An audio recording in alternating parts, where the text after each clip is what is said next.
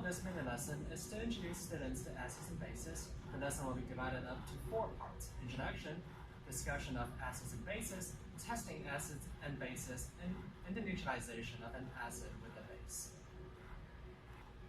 For this demonstration, you will need 10-ounce clear plastic cups, a 4-ounce bottle of vinegar, a 4-ounce bottle of water, and a 4-ounce bottle of base, which is diluted ammonia.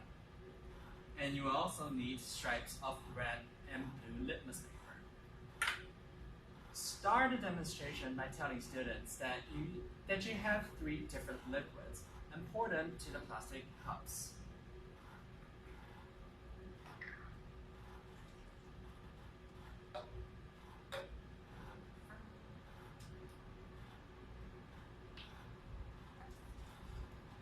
That was the acid.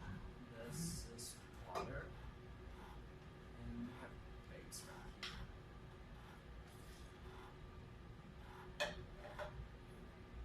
You should next ask the students to describe what they see. Tell the students that next you're going to use litmus paper to examine the liquids.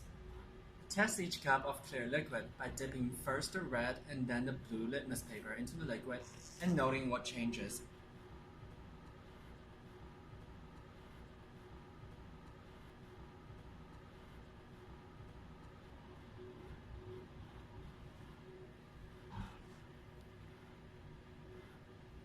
You should also record a change on the board for students to copy into the result sheet.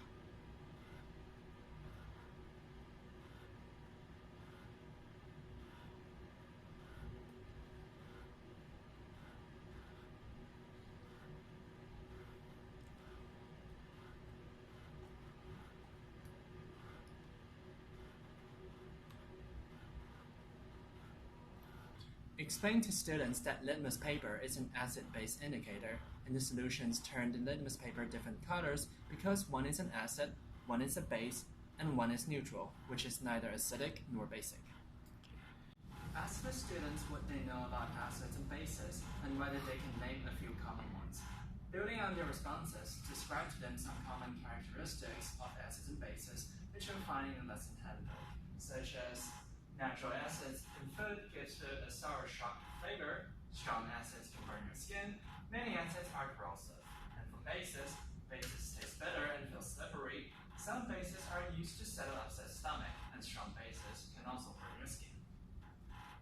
Explain that the pH scale was designed to measure the acidity of solutions, with 14 representing the most basic and 0 the most acidic. Before the experiment, tell the students that they will use universal indicator paper, which changes to many colors depending on the pH of the solution. The following experiment will be done by the students in groups to test the pH of common household products. Now we're going to test the pH of some common household products. Distribute the following materials to each group. There are enough materials for 16 pairs. The dropper bottles will be shared between 2 pairs. Each group of students will get the following materials: 1 well trace, 1 container of hydrants paper, a pair of tweezers, and 1 instruction sheet, and a bag of common household products. Tell the students to first place their well plate on the observation sheet on top of the diagram.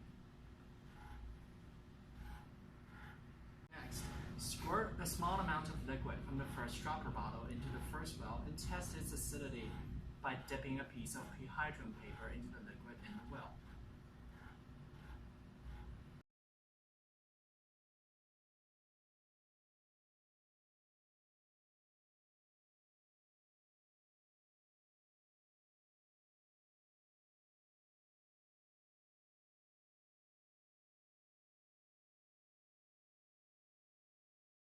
Compare the color of the pH paper directly after the test to the colors on the vial and record the corresponding pH number on the line.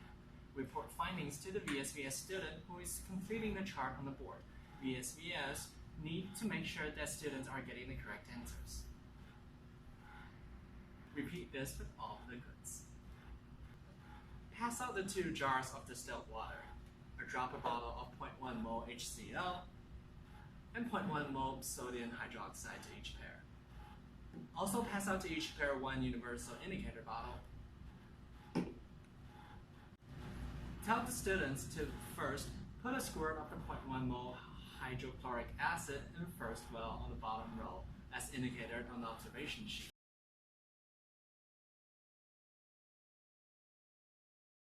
Next, repeat with a squirt of 0.1 mole NaOH in D2. And third, repeat with a squirt of distilled water in D3.